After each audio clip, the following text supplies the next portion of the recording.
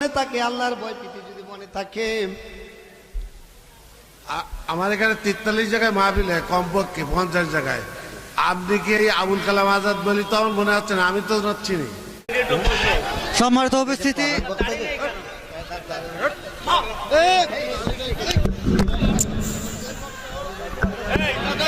যারা আয়োজন করে তাদেরকে কথা বলে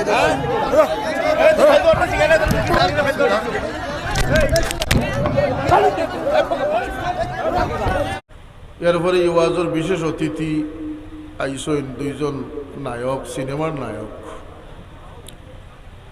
আইয়া তাইন বয়ান ফরমাইসইন। আর তাইন কইসইন যারে আপনারা ফিটিয়া দিয়েছেন তার ওয়াজটা শুনতে আসেন, তার মাঝে 11টা যোগ্যতা আছে।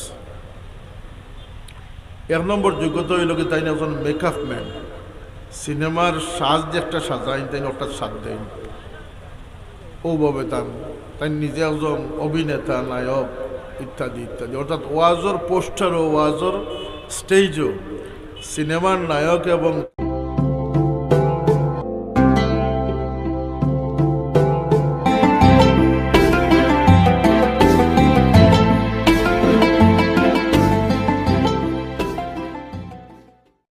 আর শেষ নবী আমরা আকা মওলা মুহাম্মদুর রাসূলুল্লাহ সাল্লাল্লাহু আলাইহি সাল্লাম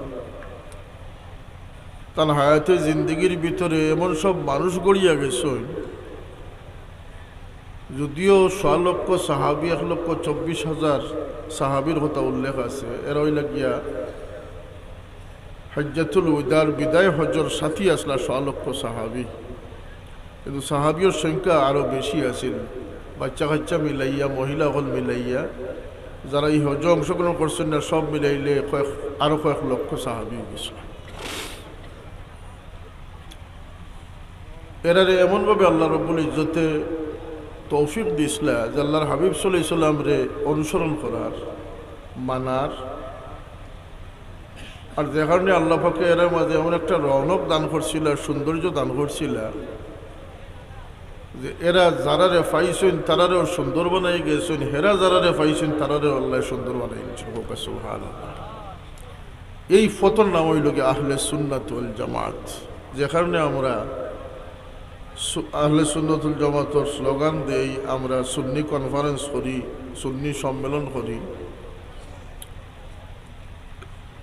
স্লোগান দেওয়া বড় সহজ জিনিস, যে কেউ স্লোগান দিতে পারে।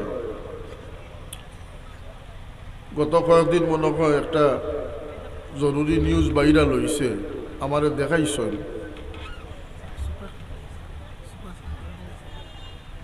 যে ইংল্যান্ড থেকে আমার এক ক্লাসমেটে পাঠাইছে যে অতদিন দেখছিলাম নকল ওয়াজ, এখন দেখোকার নকল ওয়াইজ। এক দাড়ি উড়ি লাগাইয়া, নকল দাড়ি লাগাইয়া গিয়া ওয়াইজ বনিয়া গিয়া ওয়াজ করাত লাগিয়ে গেছে। তো পরে ধরা খাইছে, মানুষে ফিটিস। কোরআন শরীফ নিজে বানাইয়া পড়িস, হদিস নিজে বানাইয়া পড়িস। এরপরে ওয়াজের বিশেষ অতিথি আইসইন দুইজন নায়ক, সিনেমার নায়ক আইয়া তাইন বয়ান ফরমাইসইন। আর তাইন কইসইন যারে আপনারা ফিটিয়া দিয়েছেন তার ওয়াজটা শুনতে আসেন, তার মাঝে 11টা যোগ্যতা আছে। 1 নম্বর যোগ্যতা হইল কি তাই একজন মেকআপ ম্যান, সিনেমার সাজ যে একটা সাজাইন তাই একটা সাজ দেন ওভাবে তাই নিজে একজন অভিনেতা, নায়ক ইত্যাদি ইত্যাদি। অর্থাৎ ওয়াজর পোস্টার ও ওয়াজর স্টেজও সিনেমার নায়ক। এবং তাও প্রতারণার মাধ্যমে নকল দাড়ি লাগাইয়া ওয়াইজ গলাইয়া এই দেশও ওয়াজ করবার পরিবেশ সৃষ্টি হয়েছে। আজ থেকে কিছুদিন পরে দেখবা সরাসরি কুফরি কালাম লইয়া, কুফরি লইয়া ইয়া ওয়াজর স্টেজও বইব। কিছু মানুষ তারারে সমর্থনকারী থাকব। বিভিন্নভাবে মুসলমান হলরে শয়তানে পরিচিত করিয়া বিভিন্ন মানুষের লোক ধরার। এখনো একদল আছে যার নাম হইলে হিজবুত তাওহীদ। তারা বাংলাদেশও বেশ ভালো অবস্থানে পৌঁছে গেছে। এরা তো কাফির। এমনকি যে শেখ মৌলভী সাহেব কইছেন যে রসুল্লাহরে তালাক দিলেইছেন কিয়ামত পর্যন্ত, এগুলো তো কাফির হয়ে গেছে না। রসুল্লাহরে তালাক দিয়ে এলে কোনো মানুষের মমিন থাকবো না, কাফির হয়ে যাবে। তো তারও বহুত অনুসারী আসেন, তার পিছনেও বহুত মানুষ আছে। গাঞ্জাকুড়গুলোর পিছনে কিছু মানুষ আছে, বন্ড মাজার পূজারি, মাজারও শ্রদ্ধা করেওয়ালা, নিজে শ্রদ্ধা লনেওয়ালার পিছনেও বহুত মানুষ আসেন। বাউল লোকগুলোর পিছনেও কিছু আসেন। আর রসিকতা লইয়া যারা ওয়াজ করে, কমেডিয়ান ওয়াইজ যারা আসেন, তারার পিছনেও বহুত মানুষ আসেন। সব দুঃখার সম্মুখীন, কারণ মানুষের লাগে আল্লাহ যে একটা অস্ত্র দিয়েছেন এবং যে একটা সহায়তা দিয়েছেন, এর মধ্যে একটা হইল কি নেক সহবত হোক। সুবহানাল্লাহ। যার কিসমত তত ভালো, যত ভালো সে তত ভালো মানুষের সান্নিধ্য লাভ করছে। তাহলে আল্লাহ ফরমাইন ওয়াকুনু মা'আস সাদিকিন, সত্যবাদী ওগুলোর সঙ্গী বনিস। তা খেনে বলতে অন্য আয়াত আল্লাহ ফরমাইছেন যে আওয়ামান কানা মাইতান ফাআহইনাহু ওয়া জাআলনা লাহু নূরান ইয়ামশি বিহি ফিন-নাস। কিছু সংখ্যক চলনেওয়ালা মানুষের আল্লাহ কইন যে মৃত আছিল আমি তারে জীবন দান করছি। সুবহানাল্লাহ। ফিজিক্যালি ডেথ নাই, যে রুহ কবজ করা হয়ে গেছে হে তো ফিজিক্যালি ডেথ হয়ে গেছে, মারা গেছে, মৃত হয়ে গেছে, মাইয়িত হয়ে গেছে।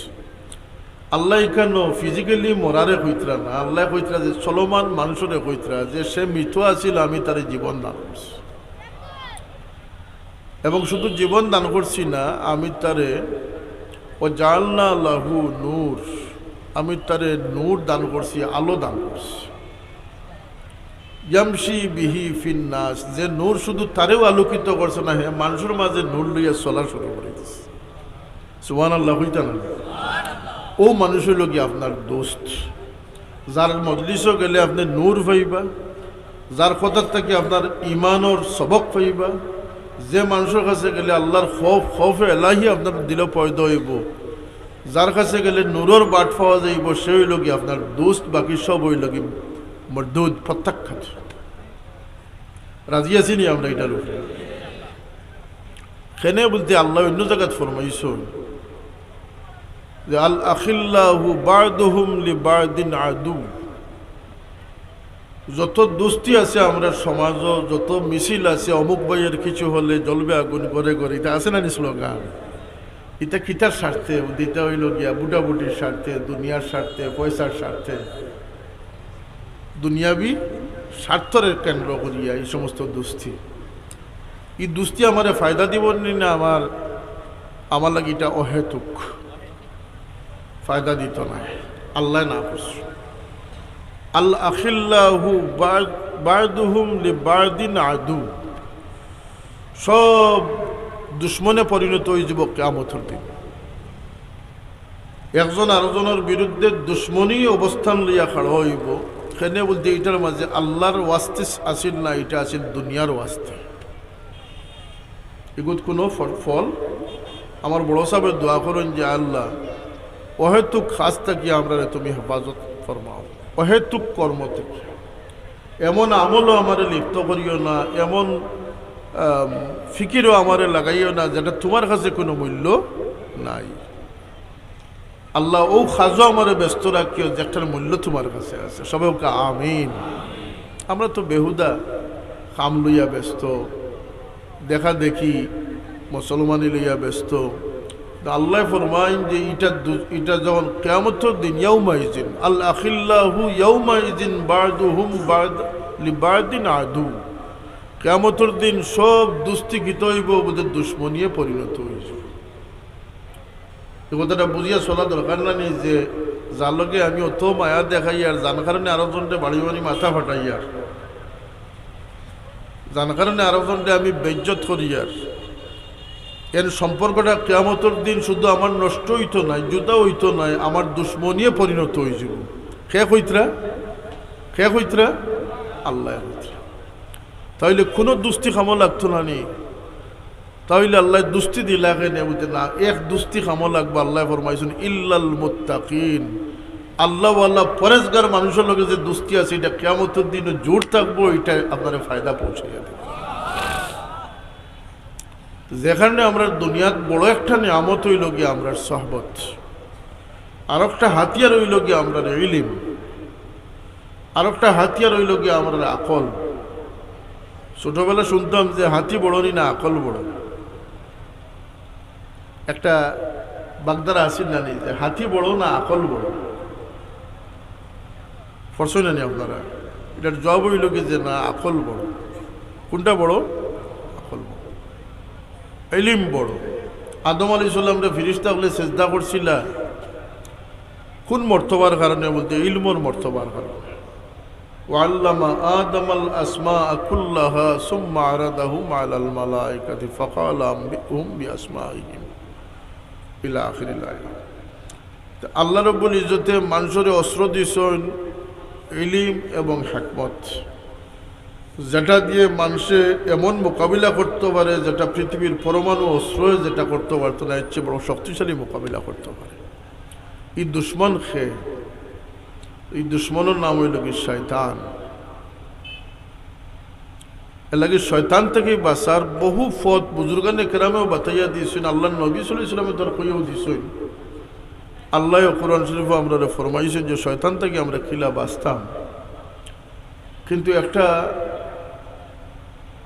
কোরআন শরীফের আয়াত থেকে বোঝা যায় যে একটা শক্তি আছে মানুষের মাঝে, যে শক্তিটা জাগরিত হয়ে গেলে শয়তান মানুষের থেকে দূরে যায় কে হতে। এটা কোনটা? শয়তান যখন কাফির হয়েছিল, ইবলিস যখন কাফির হয়েছিল, আল্লাহর নারাজিত পড়ছিল, আল্লাহর লানত পড়ছিল, কাফির হওয়ার পরে একটা কসম করছিল আল্লাহর সামনে। এই কসমটা করছিল যে ফাবিইজ্জাতিক, কাফির হওয়ার পরে আল্লাহরে কইছিল যে আল্লাহ আপনার ইজ্জতের কসম, লা উয়ান্নাহুম আজমাইন, আমি একদম খেয়রে ছাড়তাম না, সবরে আমি আটকাইম, অর্থাৎ আদম সন্তানরে। এই কসমটা করছিল কাফির হওয়ার পরে, লাঞ্ছিত হওয়ার পরে, কিন্তু তখনও তার মাঝে আল্লাহর ইজ্জতের কসম খাওয়ার এই শক্তি কই থাকে এলেও বলতে দীর্ঘ জীবন সে আল্লাহর ইজ্জত রে দেখিয়ে আইস। আর মুফাসসিরিনে কেরামে লেখছেন যে কিয়ামত পর্যন্ত যার দিলের ভিতরে আল্লাহ আল্লাহ রসুলের ইজ্জত ভরপুর থাকবো, ইমানের একটা বড় আলামত হইল কি যে আল্লাহ রাব্বুল ইজ্জতের ইজ্জত যার মধ্যে আছে, যে মুমিনের ভিতরে আছে, শয়তান তারে ডরাইয়া তার থেকে দূরে সরিয়ে দেয়। আরো বহু উপকারী জিনিস আছে। আল্লাহর জিকির কোনো মানুষের মাঝে থাকলে শয়তান বাগি যায়। শয়তানের কথা কিতাব হয়েছেন আল্লাহ খুতুওয়াতি শয়তান, শয়তানের বহু রূপী পরিচনা আছে। শয়তানে এক দুই পরিচনা দেয় না। ও যে আমরা বাজার ঘাটও মানুষ যদি মাইর করায় বা ঝগড়া বাঁধায়, অনেক সময় চুরি করাই দেয়, ফকেট মারাই দেয়। ফকেট মারে যে ফকেট মারে বা মানুষের যে কেউ গালাগালি করে, এটা আল্লাহর ইলমে করেন না শয়তানের ইলমে করে, মাদক কাকার ইলমে করে। এটা এগুলো শয়তানের বড় কাম নয়। শয়তানের বড় কাজ হইল গিয়া মানুষের দুজখ বেশ থেকে ফিরাইয়া দুজখ নিয়ে পৌঁছানি। যে কারণে কবর যাওয়ার পরেও শয়তান লগে থাকবো। আল্লাহ নবী ফরমায়, যখন ফিরিস্তায় প্রশ্ন করবা যে মান রব্বুকা বা মান রব্বুকে, পুরুষ মহিলা, তোমার প্রতিপালককে, তখনও শয়তানে কবরের ভিতরে তারে দেখাই ইশারা করি কইব খো আমি তোমার রব, নাউজুবিল্লাহ। কবর গিয়ে সাথে আল্লাহ রাব্বুল ইজ্জতে আমরা হুকুম করছেন যে ইয়া আইয়ুহাল্লাযীনা আমানু দুখুলু ফিস সিলমি কাফা, হে ইমানদাররা হল তোমরা ইসলামও পরিপূর্ণভাবে দাখিল। তোমরা যাবতীয় যত বিষয় আছে সব ইসলামের সমাধান তোমরা গ্রহণ করো। এর লাগে যে মানুষের মাথাত ইসলাম হামাই গেছে, সে মানুষের মাঝে আল্লাহর ইয়াদ হামাই গেছে। যে মানুষের মাঝে আল্লাহর ইয়াদ হামাই গেছে, শয়তান তান থেকে পলায়ন করিতে আসে। সুবহানাল্লাহ। শয়তান বলতে শুধু শয়তান নয়, কোরআন শরীফ আল্লাহ ফরমাইছেন যে কিয়ামতের দিন কিছু সংখ্যক দুজকি হলে আল্লাহর কাছে ফরিয়াদ করবা যে আল্লাহ আমারে দুনিয়ার থাকতে যে শয়তানের ডুবাইছে এবং যে মানুষের বাচ্চা শয়তানের ডুবাইছে তারে আমার সামনে দিয়ে আমি তারে ফাউদি পদদলিত করতাম।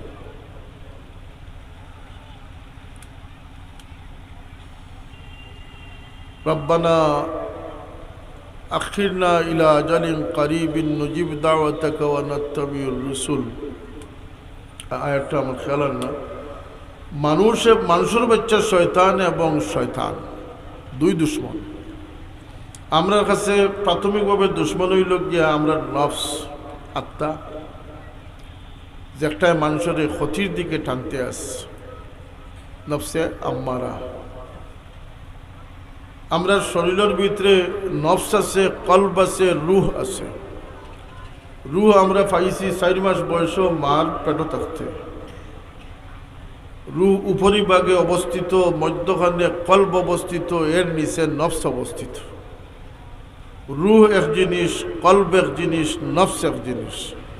নফসে মানুষরে দুশ্মনী করে, মানুষরে চায়, তার প্রভাব বিস্তার করে চালাইতো।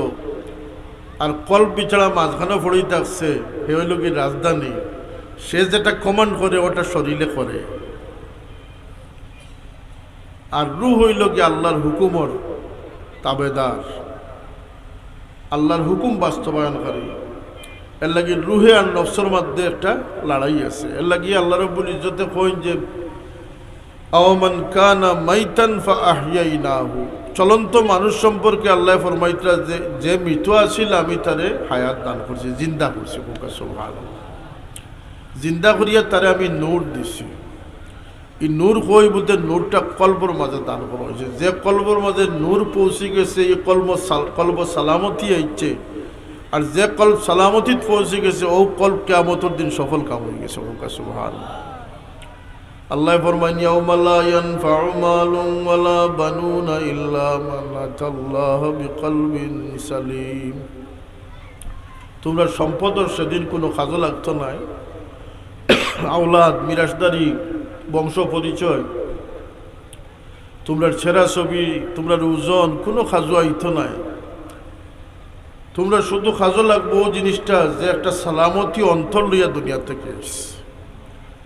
যে কারণে রসুলের পাক সাল্লাল্লাহু আলাইহি ওয়াসাল্লাম ফরমাইন সাহাবায়ে কেরামরে যে সবচেয়ে ধনী মানুষকে, সাহাবী হলে জবাব দেন ইয়া রাসূলুল্লাহ, যার কাছে দিনার আছে, দিরহাম আছে, সোনা গয়না আছে, সেই তো ধনী মানুষ। আল্লাহ নবী ফরমাইন না, যারে আল্লাহ এখন বালা অন্তর দিয়েছেন সে সবচেয়ে ধনী মানুষ হয়ে গেছে। এর কারণে আমার বাবাই কইতে নানি যে মন বালা রাখিও, ফরর বালাই দেখলে মন খুশ রাখিও। কুদ্দুরি সাহেব কইতে নানি কোথায় ওটা ও মন যে মনের মাঝে আল্লাহ, যে মনরে আল্লাহ সালামতি মন করেছে। আর তফসিরের মধ্যে ই মনের সবচেয়ে বড় বৈশিষ্ট্য, কলবে সালিম বানার লাগি সবচেয়ে পয়লা শর্ত যেটা রাখছে এটা হইল গিয়া যে হিসে দুনিয়া, দুনিয়ার যে মোহ মায়া যেটা আছে, মহাব্বত যেটা আছে, যে অন্তর থাকিয়া মুছিয়া ফেলাইতে পারছে সেই অন্তর কলবে সলিম বলে গেছে। কথাটা পরিষ্কার হয়েছে। দুনিয়ার থেকে আপনি বাড়িয়ে যাইতা কি কথা নাই। আপনি দুনিয়াত থাকতা, দুনিয়াত ফিকির করতা, সমাজ করতা। লা রাহবানিয়াতা ফিল ইসলাম। আপনি এক জায়গায় বইয়া খালি যদি সপ্তাহ ছাড়িয়া বই, তখন রাসূলুল্লাহ ফরমাই যে না, আমার উম্মতের মাঝে ধর্ম ত্যাগ নাই, সংসার ত্যাগ নাই। আপনার সামাজিক জীব বানাই দেওয়া হয়েছে, আপনি সমাজের মঙ্গল কর্তা, বালা কর্তা, মানুষের বালাই চাইতা, দিন ওয়ান নাসিহা, দিনদারি ফরেজগারিতা, নিজ মতলবর নাম নাই, পর উপকারের নাম হইল কি ধর্মের পরিচয়। আমার কথাগুলো আপনারা যদি খেয়াল করেন, একটা গাইডলাইন নিশ্চয়ই আপনারা পাইতে পারেন।